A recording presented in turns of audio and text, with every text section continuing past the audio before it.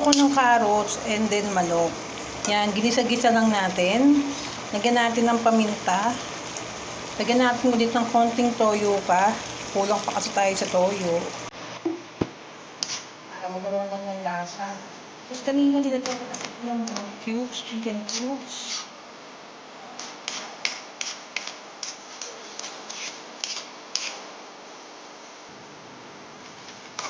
Sana mahulog pa ng konti ng mga manok.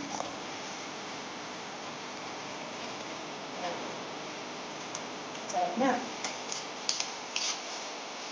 Papalambatin pa natin kung may mga carrots. Kasi medyo matigas na yung carrots. Ito lang siya ng bongga. Sarap po. Ito, di ba? So, ito na guys, no? Yung gulay natin na may manok kanina. So, nilagyan na natin siya ng bihon. So, naging pancit bihon na siya, guys. Yan.